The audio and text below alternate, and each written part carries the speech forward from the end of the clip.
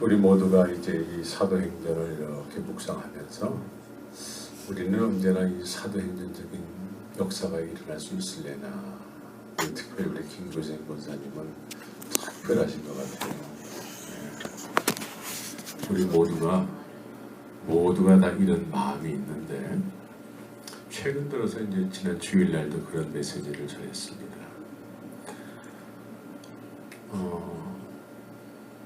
베드로는 예수님께 내가 주님 죽는 자리까지 나는 갈 수 있어요 라고 예수님에게 고백을 했죠.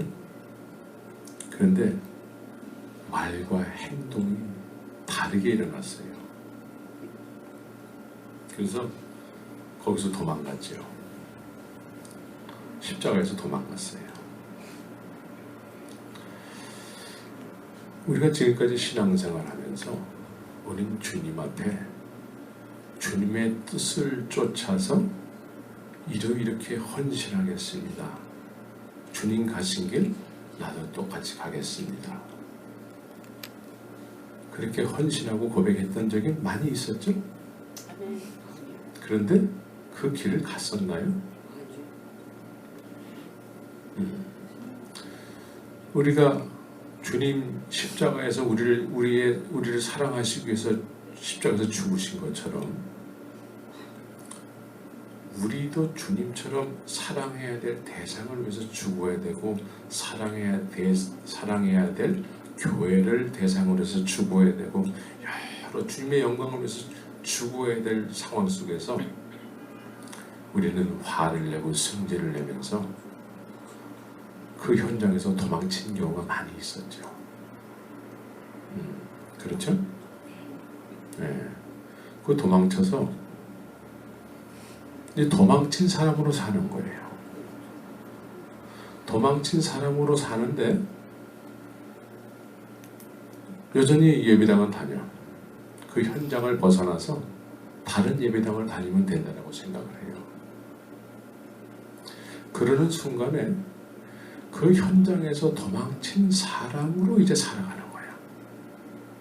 그러니까 도망친 사람으로 살아가게 되면은 내가 왜 도망쳤는지에 대한 자기 프로텍트에 대한 그 이론과 방법이 생겨요.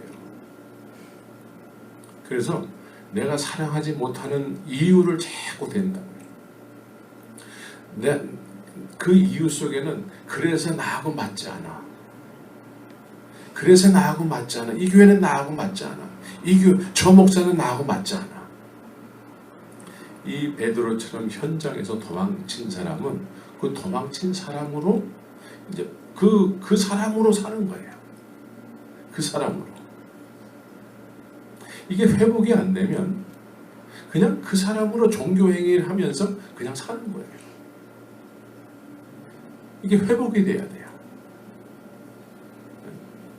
이게 얼마나 잘못된 건지를 알아야 돼. 그런데 이 현장에서 도망친 사람들의 속성은 뭐냐면 여전히 옛날처럼 신앙생활을 하고 있어요. 그래서 겉으로 행해지는 그 어떤 믿음이라고 설정된 그 행위에 의해서 나는 뭐 이렇게 믿으면 되지 이렇게 생각을 해요.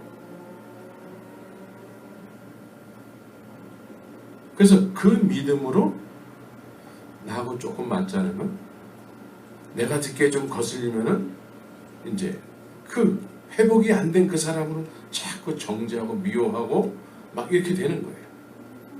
그래서 요한일서에서는 빛 가운데 있다 하면서 형제를 미워하는 자나 아직도 어두운 가운데 있는 자요 그렇게 얘기하거든.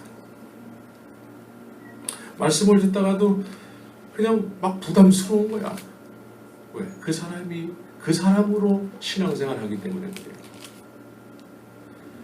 그런데 예수님께서 그런 베드로를 회복시켜줬잖아요. 예? 찾아오셔서 우리가 이 회복의 단계가 있어야 돼요.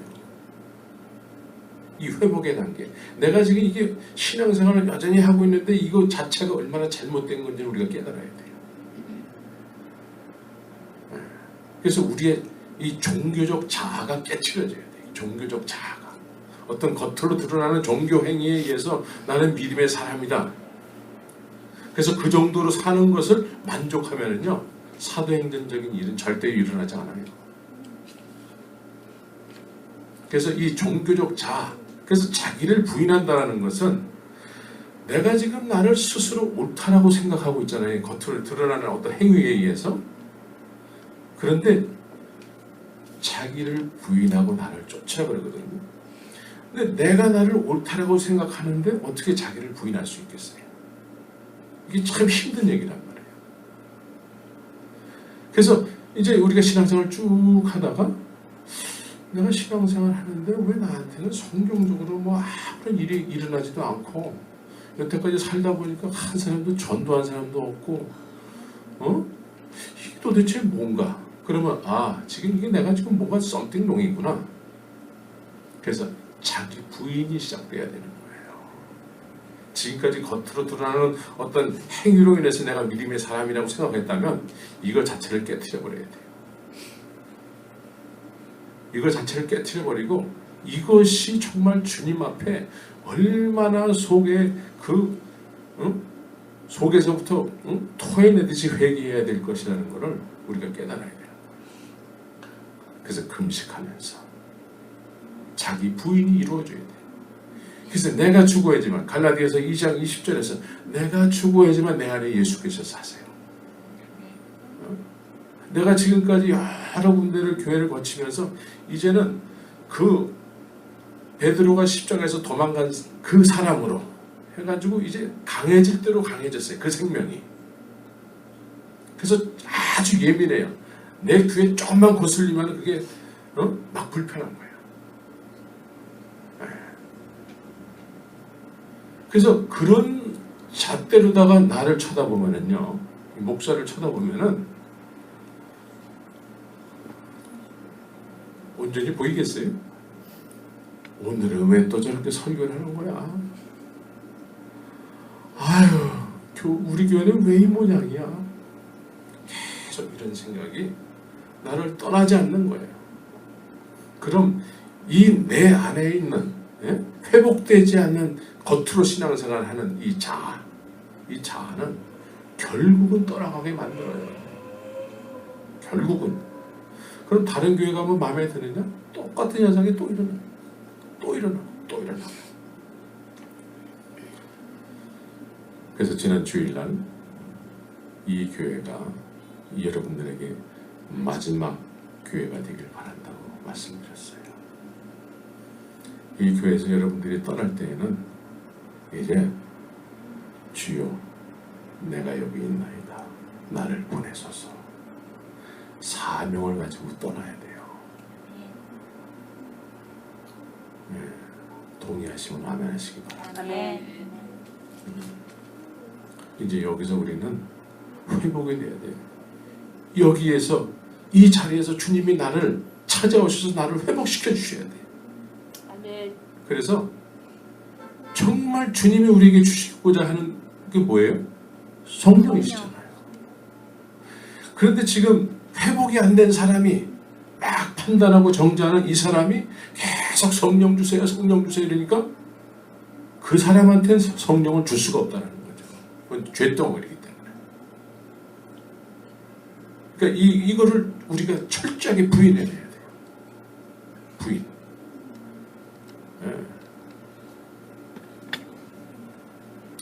그래서 주님이 결국은 우리에게 이 사도행전의 일을 시작을 하셔야 돼요. 그래서 이 성령이 우리에게 임하시면요, 성령이 임하시면 성령이 우리를 일방적으로 이끌어 가세요. 근데 우리가 성령이 아직 우리 안에 오시지 않았기 때문에 나는 이렇게 하면은 부담스러워서 나는 못할 텐데 이런 생각이 드는 거예요. 그런데 지금 베드로가 베드로 실력으로 이렇게 하는 것 같아요. 베드로를 베드로의 실력으로 이렇게 하는 것이 아니라 성령이 일방적으로 주관하는 거예요. 그 성령 충만이 지난번에 뭐라고 얘기했냐면, 자, 예루살렘에서 이제 120명의 문도들에게 예수님이 떠나지 말고 아버지께서 약속하신 것을 기다리라고 했어요. 그런데 만약에 그렇게 말씀 안 하시고 이제 내가 부활했잖아, 그러니까 이제 이제 내가 너희를 위해서 십자가에서 죽고 부활했으니까 너희는 가서 이제 막 이 사실을 전해. 그러면 제자들이 아직 성령이 오시지 않았는데 그걸 할 수 있을까요? 여전히 살기 등등한 예루살렘의 바리새인들이 가득 찬데 거기서 과연 예수님이 부활하시고 죽으시고 부활하신 걸 다 확인했어요. 근데 그런 상태에서 복음을 전하고 전할 수 있을까요? 죽기보다 어려운 일이에요. 죽기보다 어려운 일. 그런데 성령이 충만하다는 것은 내가 죽기보다 싫어하는 일들이 기뻐서 하는 거예요. 기뻐서 하는 거예요.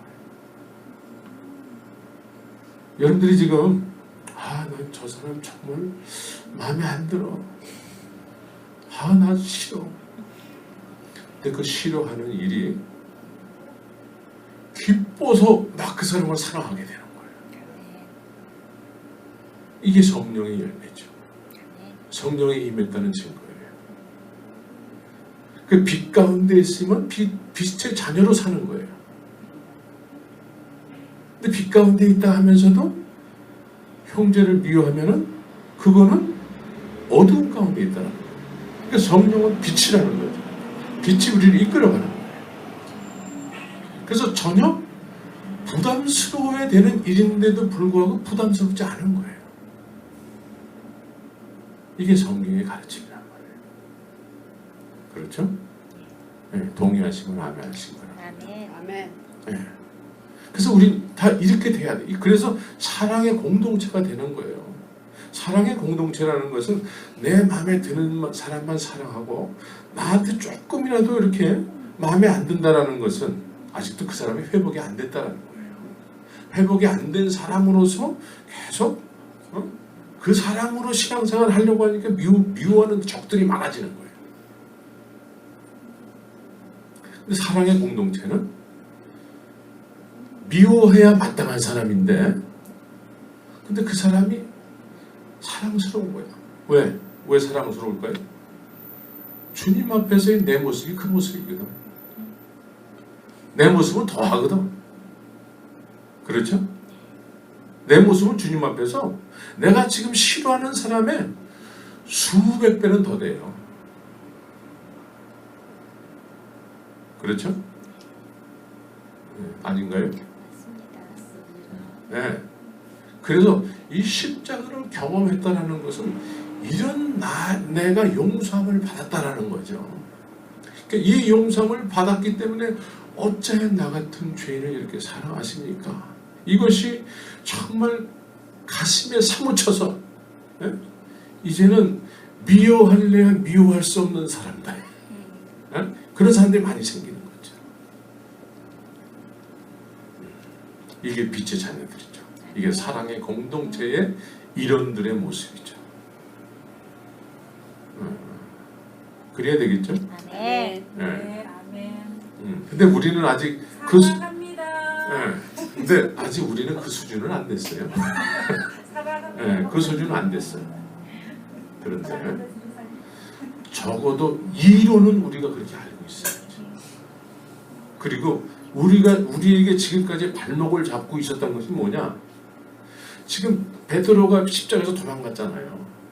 그 도망간 사람으로 자꾸 회복이 안 된 사람으로 신앙생활을 하니까 그 이론과 그 사람의 이론, 마음에 맞으면은 어울리고 마음에 안 맞으면 조금이라도 안 맞으면 싫어하고 이렇게 되는 거거든.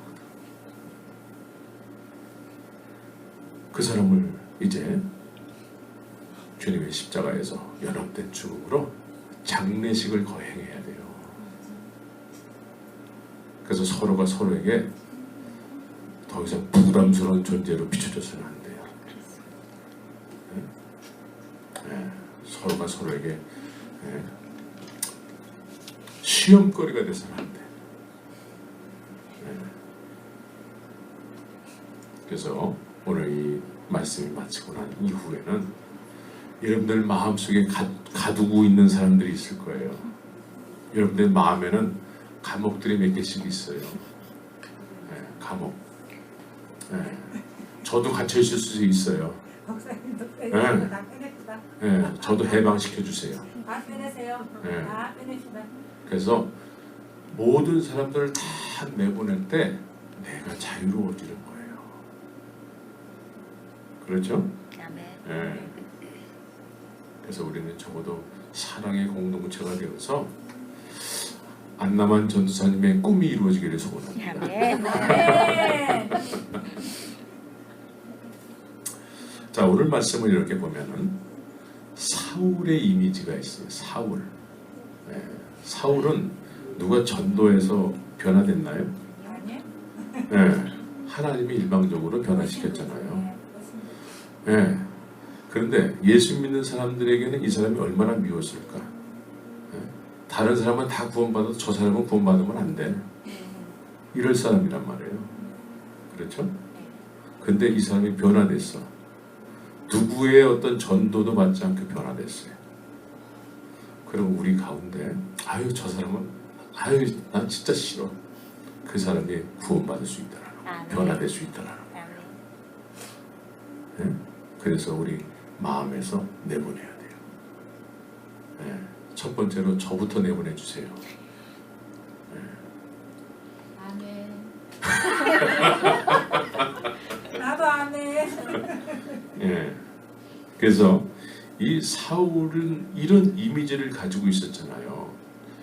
저 사람은 절대로 안 돼. 저 사람은 죽었다 깨어나도 안 돼. 그런데 이 사람이 변화되는 데 있어서 쓰임을 받았던 사람이 누구예요? 아나니아라는 사람이란 말이에요. 아나니아도 그 사람이 얼마나 흉악한 사람인 줄 아세요? 그러면서 9장 13절, 14절 이렇게 나오죠. 네. 네, 아나니아가 주님께 이 사람에 대하여 이렇게 얘기를 하죠. 네? 내가 여러 사람에게 듣사온지 그가 예루살렘에서 주의 성도에게 적자를 해를 끼쳤다 하더라. 주님 앞에 이렇게 대답을 해요. 그러니까 사울에 대해서 이런 아주 흉악한 자라는 거예요. 아주 흉악하기가 아주 1등이라는 거죠.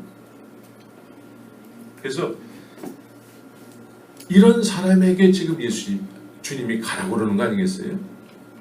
그러면 내가 가지고 있는 저 사람에 대한 상식이 그런데 어떻게 갈 수 있겠어요? 생명을 걸지 않으면 못 가는 거예요. 그래서 주의 사명은 생명을 거는 거예요. 여기서 생명을 걸어야 될 때 도망가잖아요. 그러면 도망간 그 사람의 어떤 하나의 이론이 생겨요. 변명의 어떤 뭐가 생긴단 말이에요. 그런 변명을 가지고 자꾸 자기를 합리화시켜서 자기의 믿음을 정당화시킨단 말이에요. 이게 지금까지 우리의 모습이었어요.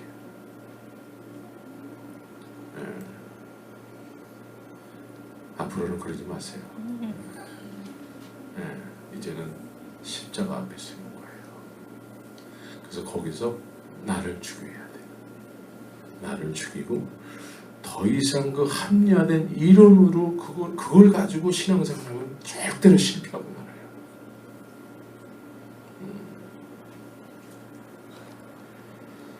그래서 아나니아는 말씀에 순종하면 주님께서 뭘 본다고 그랬죠?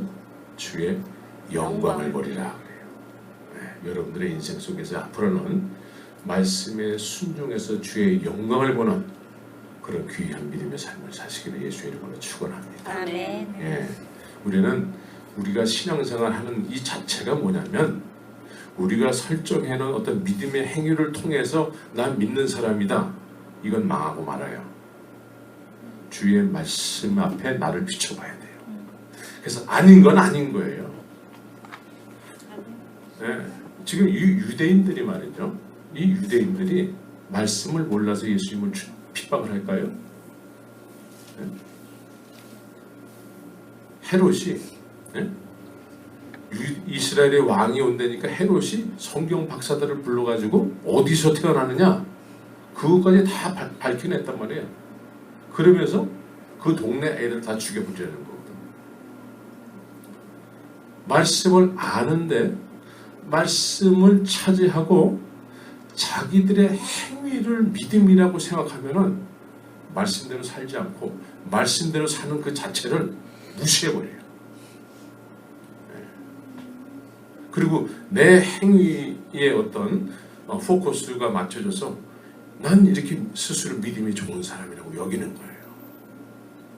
이게 지금 교회들의 문제예요. 이게 교회들의 문제라고. 그래서 주님께서는 요한복음 6장에서 너희가 나를 보아도 믿지 못한다고 그래요. 봐도 믿지 못한다. 그러니까 우리가 믿는다고 얘기하는데 믿지 않는다는 거예요. 그래서 우리는 말씀이 중심이 돼서 우리가 신앙생활을 해야 되는 거예요. 그럼 반드시 말씀 중심의 신앙생활을 하면 주의 영광을 보게 되는 거예요. 아멘. 주의 영광. 그래서 주의 영광이 임하게 되면 그것이 우리의 인생에서 예수님 믿었기 때문에 예수님 믿는 열매가 되어버리는 거예요. 열매가. 그러니까 주님께서는 말씀으로 이 세상에 오셨잖아요. 말씀이시고 말씀은 곧 하나님이라고 그랬잖아요. 그러니까 이 말씀 중심으로 할 때 성령이 또 역사하시고 그렇잖아요. 네. 근데 우리는 많은 경우에 내 감정과 내 열심으로 뭔가를 해놓고서는 그걸 믿음이라고 하니까 하나님의 영광이 임하지 않는 거예요. 열매도 없고. 네. 그래서 말씀에 순종해서 주의 영광을 남은 인생을 통해서 체험해 나가는 그런 여러분들이 되시기를 예수의 이름으로 축원합니다. 아멘. 제자들도 26절에 보니까 예루살렘에 제자들이 있었단 말이에요. 사도들. 예? 사도들도 이 사울을 두려워해요. 예. 얼마나 이 흉악한 사람이냐면 베드로와 그 많은 사도들이 유대인들 앞에서 막 복음을 전하잖아요. 예? 사도행전 2장에서 예? 성령이 임해가지고 막 전하잖아요. 이때의 살기가 등등한 사람들이 거기서 꼬리를 내려버린다고요. 예? 마음에 찔려 어찌할꼬 이러거든요. 그러니까 자기를 십자가 앞에 갔을 때 자기를 죽이려고 했던 세력들이란 말이에요. 근데 그들 앞에서 베드로가 담대하게 복음을 외치거든요. 그러니까 그 세력들이 꼬리를 이렇게 슬 내려요. 그렇게 담대해진 사람들이었는데 이 사울 앞에서는 안 되는 거예요. 사울 앞에서는. 그래서 26절에서 사울이 예루살렘에 가서 제자들을 사귀고자 하나 다 두려워했다. 예? 이 사람은 안 돼. 예, 다른 사람은 돼도 이 사람은 안 돼. 얼마나 그 시대에 흉악한 대표적인 인물이었는지. 예. 그래서 그의 제자됨을 믿지 아니하니. 아마 저 사울이 가짜로 믿는다고 해가지고 믿는다고 하는 사람들 다 모은 다음에 한 번에 잡으려고 그럴 거야 아마. 예. 그런 생각을 가지고 있었을 거예요. 그런데 이때에 바나바라는 사람이 등장해요. 바나바. 바나바는 어떤 사람이냐면 4장 36절에서 사도행전 4장 36절 한번 보시기 바랍니다.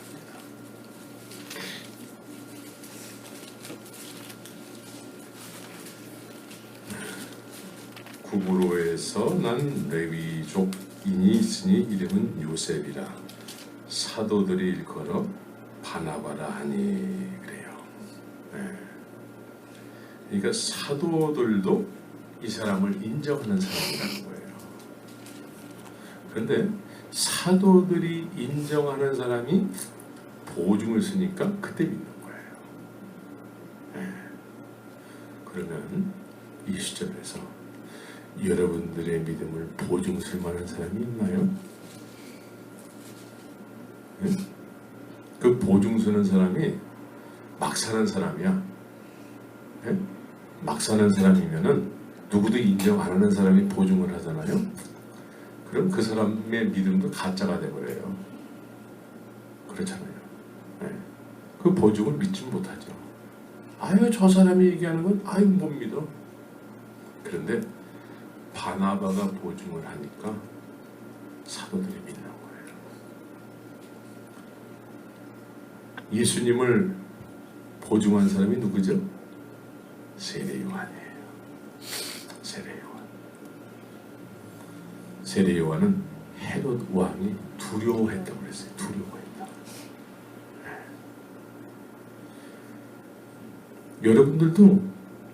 여러분들 모르게 보증을 쓰고 있어요.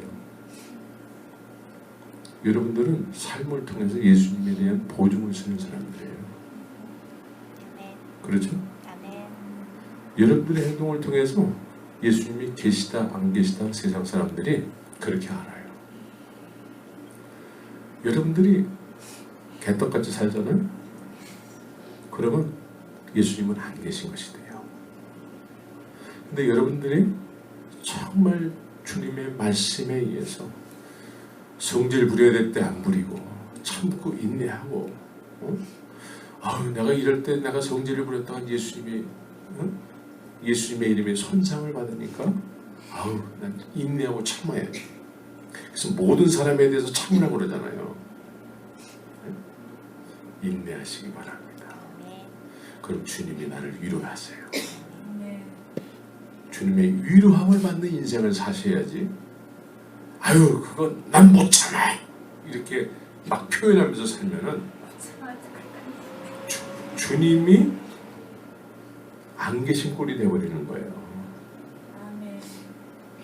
그래서 우리가 회복이 안 된 베드로처럼 회복이 안 된 사람으로 신앙생활하면은 예수님이 안 계신 꼴이 되어버리는 거예요.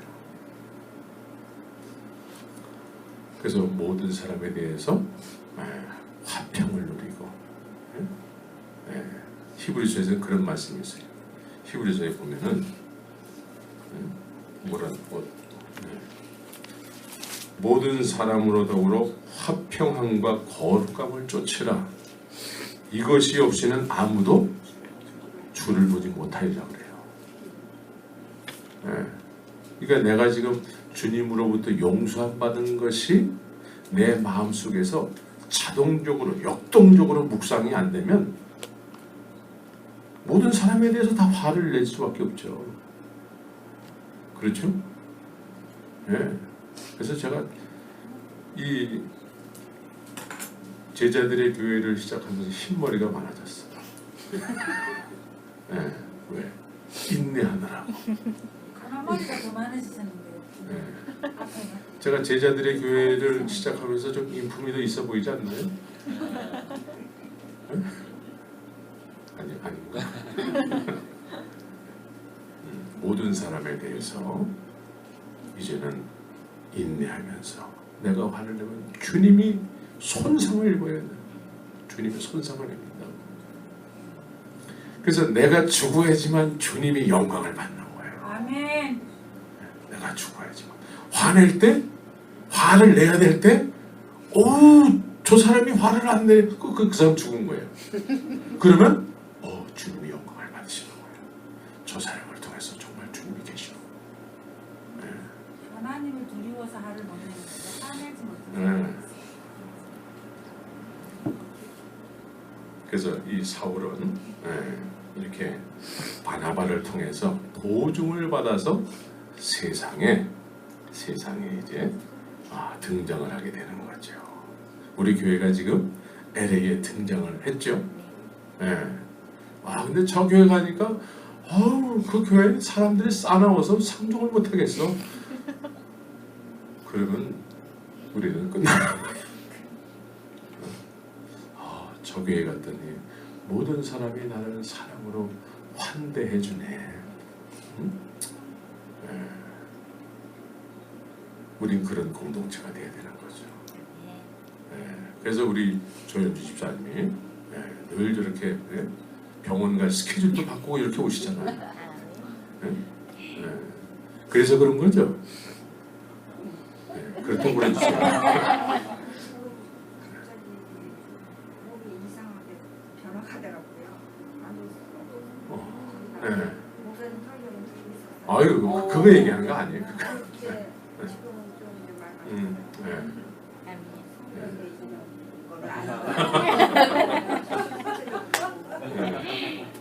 우리 이따가 조현주 집사님을 위해서도 또 기도합시다.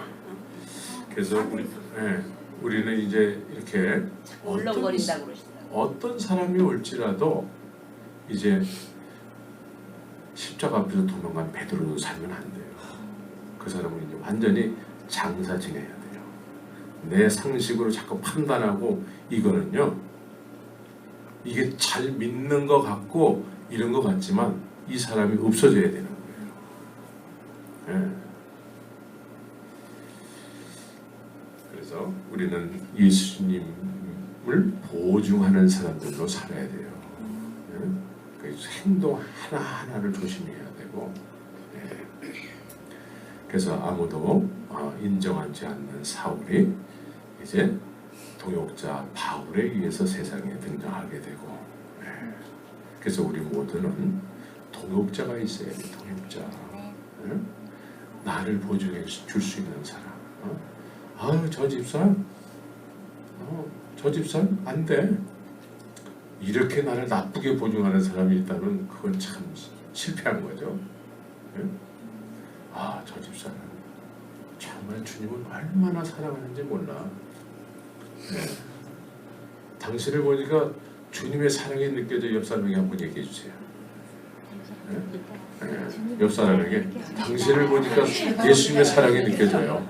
당신을 보면서 예수님의 사랑을 어색하지만 자꾸 해볼 타세요.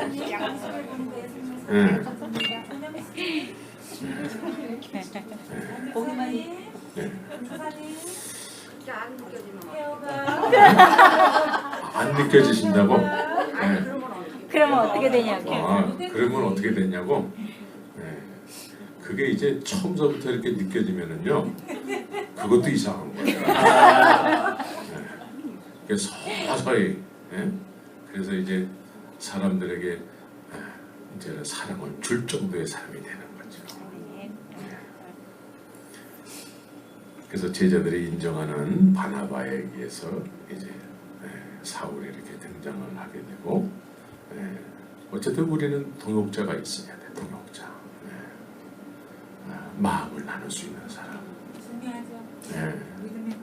그런데 이제 그냥 세상적으로 나 코드가 맞아 이런 사람 말고, 그런 사람 말고, 나 코드는 상관도 없어요. 그냥 주의 말씀으로 서로가 서로를 긍휼히 여기면서 가까워진 사람들 있잖아요. 아멘. 그래서 서로가 서로를 이렇게 이야기해 줄 수 있는 사람. 그런 관계가 있기를 바랍니다. 그래서 28절에 보면 사울이 제자들과 함께 있어. 제자들과 함께 있게 됐다는 거예요. 누구에 의해서? 바나바에 의해서. 그리고 사울은 왜 자꾸 제자들하고 같이 있으려고 했을까요? 복음은 말이죠. 복음에 시작한 사람들이 이 사도들이란 말이에요. 그래서 이 복음은 공유가 돼야 돼요. 검증이 돼야 돼요. 나만의 복음은 있을 수가 없어요. 내가 만난 예수와 많은 사람들이 지금 믿고 있는 객관적인 예수와 이 공유가 돼야 돼요. 근데 나만의 예수를 가지고 산속에 들어가서 나만이 예수를 믿는다? 이건 이상한 예수예요.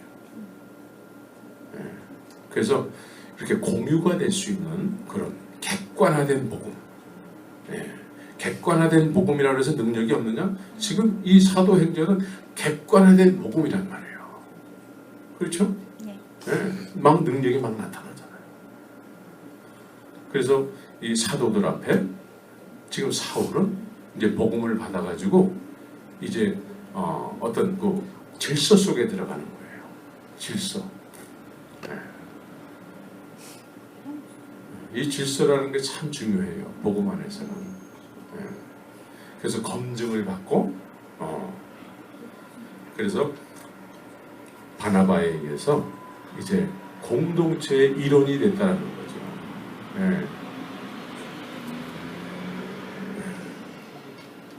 그래서 우리의 복음은 지금 이게 참 중요한 얘기인데 지금 우리가 예수를 믿고 있다고 하는 이 복음이 사도행전하고 공유가 되고 있느냐 이거예요.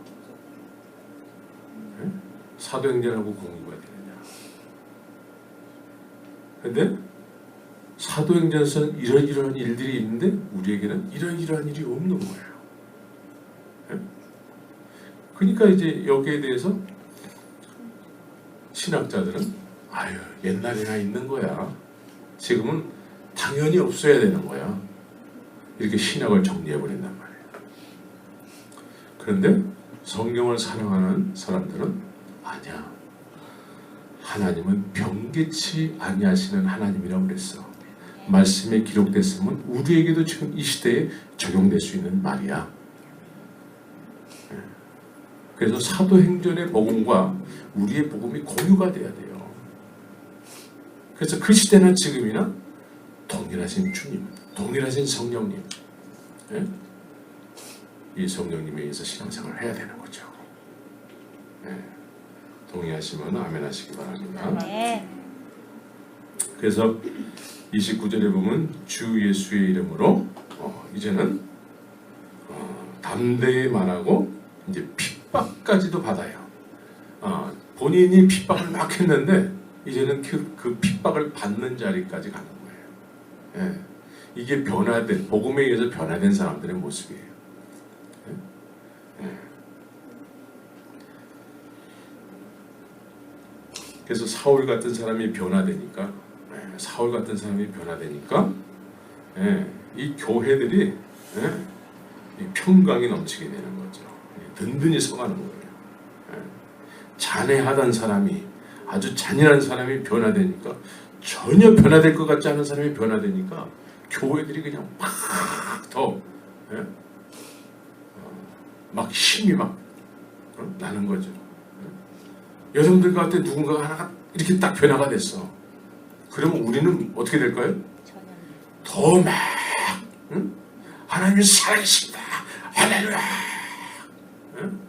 그러면서 이제 우리 안남한 전사님처럼 차들을 어디다 파킹시킬까?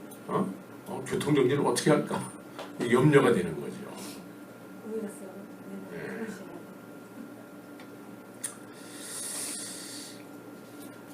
그래서 이 시대에도 이렇게 든든히 교회들이 서가야 되는 거죠. 이제 32절에서부터 35절까지는 이제 애니아라는 중풍병. 이 사람은 몇 년 동안 중풍병을 앓고 있었어요? 8년. 자, 여기서 중요한 것은 자, 병자들은 다 고쳐져야 될까? 아니면 이 사람만 특별히 고침을 받는 걸까? 지금 목적 있는 치료예요. 목적 있는 치료. 지금 35절에서는 룻다와 사룰에 사는 사람들이 다 그를 보고 주께로 돌아가니라 그래요. 그러니까 하나님은 고치시려면 다 고쳐주셔야 되는데 실질적으로 그렇지 않거든요. 그러니까 목적 있는 어떤 고침이 있는 거예요. 그래서 지금 예수 그리스도께서 너를 낫게 하시니 그래요. 그냥 일방적으로 베드로가 주의 이름으로 일어날지어다 이렇게 얘기하지 않으시고 주님이 하시면 주님의 뜻이 있으면 네가 일어날 수 있다는 거예요. 그래서 주님 앞에 이 역사하실 수 있는 그런 기회를 이렇게 드리게 되는 거죠. 그래서 목적 있는 치료를 받게 되는 거죠. 그래서 이 시대에 이제 예수님은 이제 승천하시고 안 계시고 제자들이 이제 막 이렇게 복음 활동을 하지만 한쪽에서는 이렇게 좀 한쪽에서는 복음이 이렇게 시들어가고 있고 막 교회를 떠나고 이런 사람들이 있었다는 거죠. 이때에 이런 애니아라는 8년 된 중풍병자가 고침을 받으니까 떠나갔던 사람들이 다시 정신 차리고 돌아왔다는 거예요. 그러니까 이 시대에도 이런 일이 필요해요. 절대적으로. 그래서 이런 일이 생기게 되면은 교회들이 이제 이렇게 막 가라앉았던 이 분위기가 다시 한번 반전이 되는 거죠. 확 불길처럼 타오르는 거죠. 예? 그래서 우리 김 교수님 보세요. 성령의 불이야. 예? 예, 불이 막 일어나게 되는 거죠. 예. 우리 교회에서 이 테이블 먼저 끌기를 원합니다. 아멘. 예. 이 시대에서는 왜 이런 예. 그래서 우리 교회에서부터 시작하겠다고 지금 말씀드리잖아요. 네. 기대하시라 개봉 박도. 자, 그러면서 이제 오늘 참 중요한 얘기죠. 네, 중요한 얘기, 다비다의 이야기예요. 이건 참 중요한 얘기예요. 여기서 사람들은 다 다비다가 죽었다가 살아났다. 베드로가 다비다를 살렸다. 다 여기에 포커스가 맞춰져 있어요. 그런데 지금 이 다비다라는 이 여제자라고 그랬어요. 여제자는 지금 선행과 구제하는 일이 심히 많더니 하면서 지금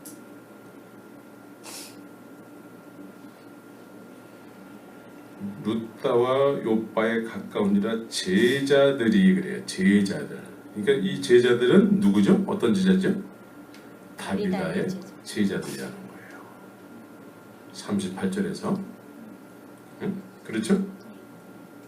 네. 다비다의 제자들. 응? 루다와 요바에 가까운 제자들이 베드로가 거기 있음을 듣고 두 사람을 보내어 지체 말고 오라고 간청하니 그래요. 여기서 제자들은 누구의 제자예요? 다비다의 제자예요. 여기서 이제 여러분들은 조금 깊이 생각해야 될 부분이 뭐냐면 지금 다비다가 죽었단 말이에요. 죽어서 시쳐서 다락에다 이렇게 눕혀놨어요.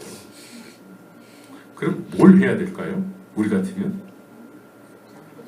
네, 한국장의사에다 연락을 해야죠. 네? 한국장의사에다.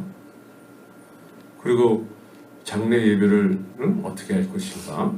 네, 그렇게 해야 될 때죠. 근데 이제 이 제자들은 이상한 행동을 해요. 베드로를 부른다고요. 베드로를. 그럼 베드로 왜 불렀어요? 장례 예배 드려달라고 불렀나요? 그러면 이 제자들이 베드로를 불렀을 때에는 이 사람들의 믿음의 중심은 누구에게로부터 받은 걸까요? 누구에게로부터? 다비다에게 받은 거예요. 다비다에게 받은 믿음들이란 말이에요. 그러니까 다비다가 복음을 제자들에게 전했는데 그 복음 때문에 다시 살아나는 거예요. 이해가 되세요? 네. 그러면 이 다비다는 지금 보니까 뭘 구제와 선행을 했다는데 그 증거로다가 속옷과 겉옷을 다 내어 보였다 그래요. 속옷과 겉옷. 그때는 속옷도 없고 막 이렇게 힘들게 살았나 봐요. 속옷을 만들어줄 정도로 사람들에게 선행과 구제를 하면서 복음을 전했다는 거예요.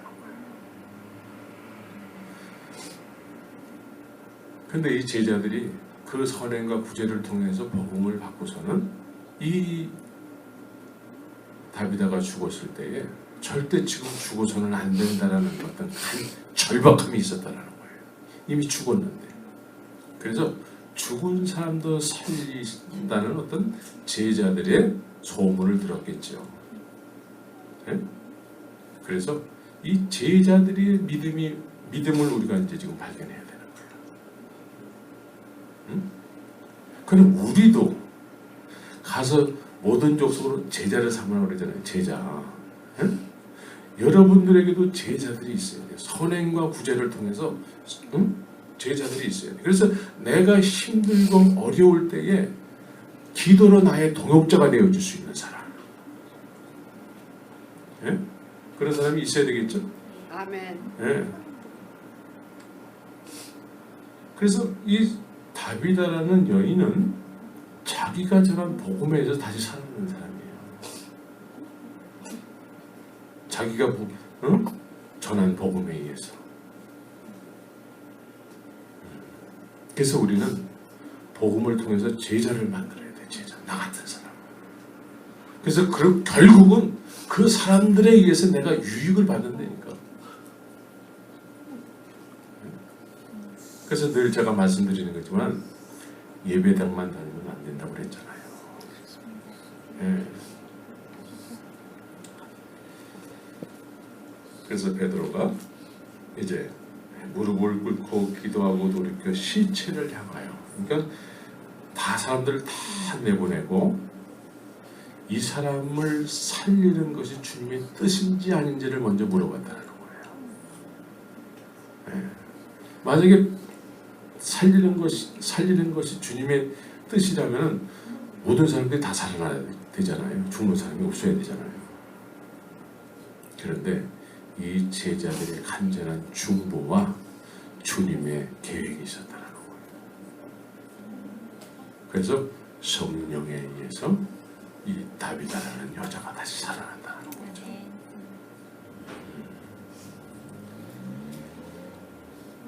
그래서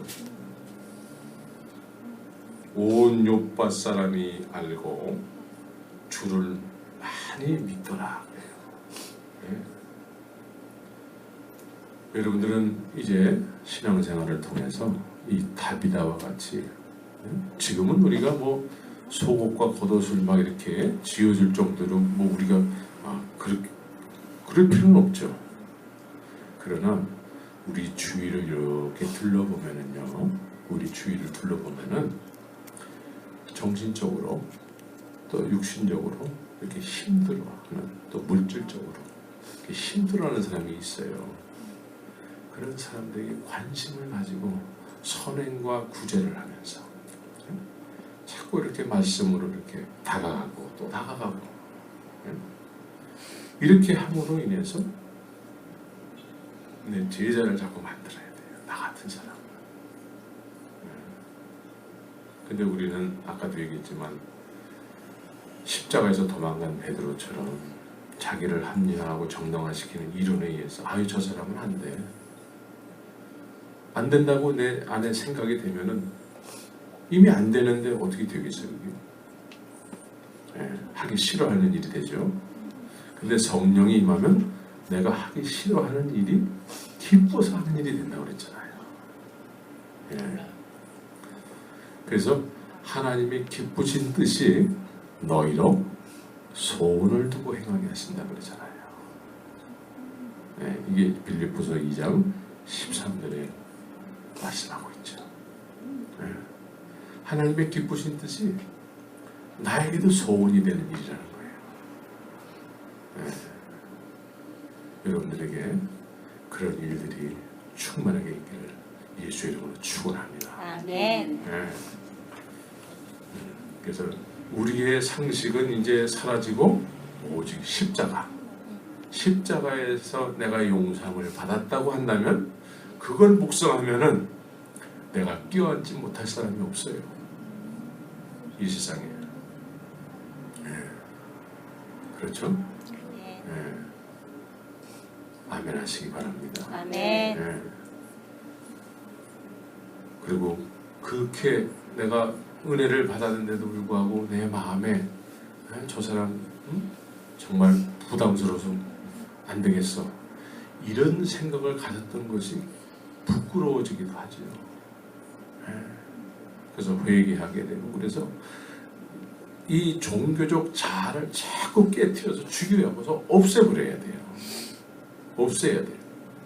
그 없는 것만큼 주의 성령이 나를 주관하는 거예요. 주의 성령이. 근데 주의 성령이 주관해야 될 부분에 내 상식으로, 베드로가 십자가에서 도망간 사람으로 자꾸 신앙생활하니까 어떨 땐 좋다가 어떨 땐 싫고, 어떨 땐 막 너무 은혜스러워하다가 또 어떨 때는 부담스러워서 못 다니겠네, 이렇게 되는 거거든요. 오늘로서 그 사람을 장사시리시기를 예수의 이름으로 축원합니다. 아멘. 네, 같이 기도합시다.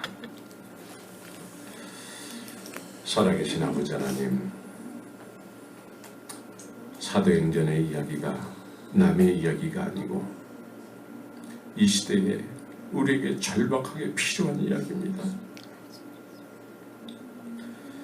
주님, 우리의 상식으로 지금까지 주님을 섬긴다고 했던 어줍잖은 내 안에 있는 종교적 자아를 이제 다 깨트려버리고 주님 우리 안에 충만하게 사셔서 다비다처럼 선행과 구제를 통해서 제자를 삼고 그 제자들에 의해서 내가 유익함도 얻고 죽었다 살아나기도 하고 이런 복된 믿음의 삶을 살 수 있도록 주님 역사하여 주시옵소서. 사도 바울이 변화된 것처럼 그 누구의 의수도 아니고 주님의 직접 은혜를 통해서 변화된 사도 바울처럼 우리 마음속에 가다둔 그 사람도 주님께서 은혜를 베풀어 주시면은 사도 바울처럼 변화될 수 있는 사람임을 깊이 깨닫게 하시고, 적어도 우리 공동체 안에는 마음에 부담스럽게 생각하는 사람이 한 사람도 없을 수 있도록 주님 은혜를 베풀어 주시옵소서. 주님 앞에서 내 착한 모습을 늘 묵상하면서 나 같은 죄인을 용서하신 주님 앞에 겸손히 나를 내려놓을 수 있도록 주님 우리를 이끌어 주시옵소서. 예수님의 이름으로 기도합니다.